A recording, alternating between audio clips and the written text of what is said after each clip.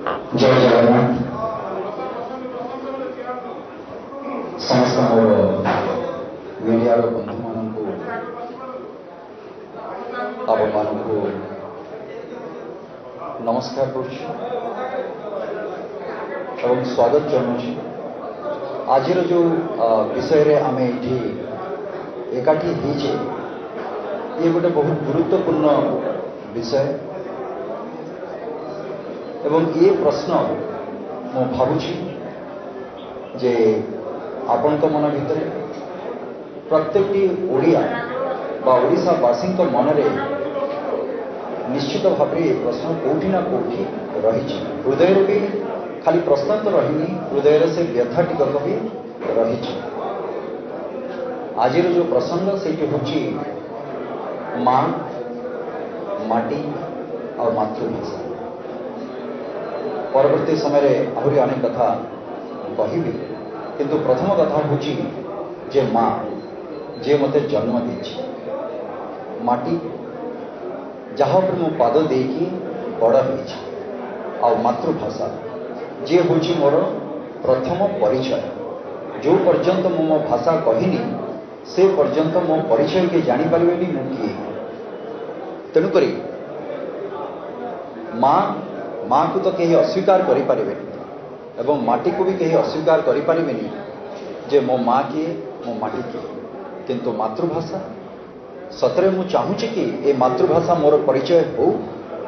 कि नहीं ये हूँ सबुठ बड़ प्रश्नवाची आजिका दिन में एवं से मातृभाषा को लेकिन आमर अस्मिता आमर स्वाभिमान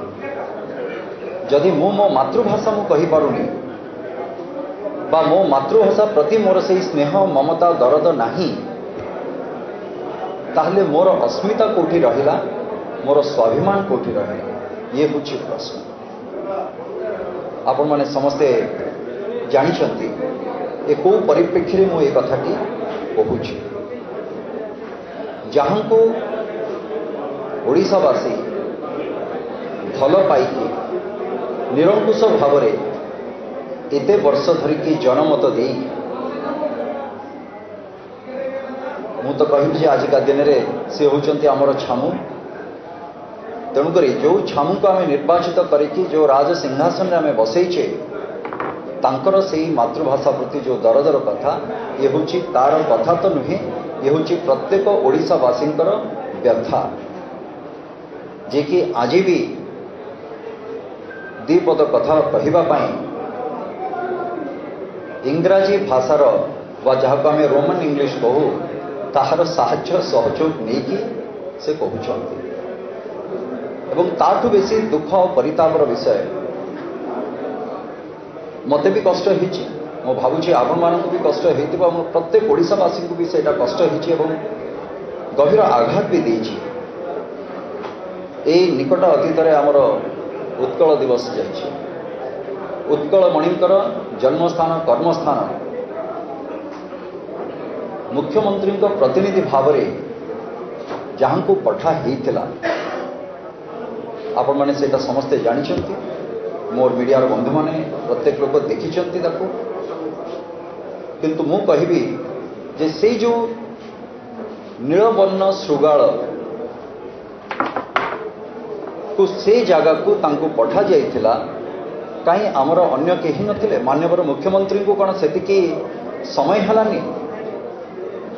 जहाँकर गाथा आम शुणी शुणिकी बड़ होइछे से जगह को जीवापाई गोटे मिनिट्र समय हलानी जे जड़े नीलवर्ण श्रृगाल को से जगह को पठाला तांकरी स्मृति रे जहाँ का अवदान रही एवं मु आज एक कथा कहूँ मु आसुची गंजाम माटी जो जगार प्रथम करके 1936 मसीह जो आम स्वतंत्र उत्कल प्रदेश स्वाद चाखी से माटी आरंभ होता आपणकर यार कथा से जो ड्राफ्टिंग होता जहाँ को परवर्ती समय उपस्थापना करा लंडन पार्लियामेंट में से जगह एवं सेमती गोटे परिवार से स्वतंत्र उत्कल प्रदेश अभियान रे सामिल थिला तो से परिवार गोटे दायर भाव में आज भी मोर से कष्ट एबे आपण माने किछि दिन तले आपण माने देखिथिबे जे ओडिया भाषार गोटे विश्व सम्मिलनी करागला आज भी बड़ बड़ कोडिंग सब जगार लगी भी आज भी रही सेटा ओडिया अतीतर अस्तित्व ओडिया भाषा अतीतर अस्तित्व ओडिया भाषा भविष्यत एमती गोटे कैप्शन किसी लिखाई मनरे प्रश्न आसूची अतीतर अस्तित्व तो ठीक अच्छे आमर अस्तित्व हूँ मो भाषा निश्चित भाव में आम गोटे सुंदर स्वप्न तो देखा ओडिया भाषा को लेकिन से भविष्य को लेकिन से सुंदर स्वप्न आम देखा किंतु सबुठ बड़ प्रश्नवाची हूँ जे वर्तमान आजिकार स्थिति रे ओडिया भाषा कौटी जदि अतीतर स्मृतिचारण आम करुचे भविष्यर स्वप्न आम देखुचे ताले वर्तमान स्थिति कौ जगार ताकू भी आमको परीक्षा पड़े। हेलो 10th एग्जामिनीज आपण मैंने एमती एक स्कूल खोजुचंती कि जोंठी इंटीग्रेटेड कोचिंग पाई परिबे तेबे टीएससी गुरुकुले जोग दियंतु जा एकेडमिक लर्निंग पार्टनर फिजिक्स वाला सहित अनुमोदित कॉल 9438782020।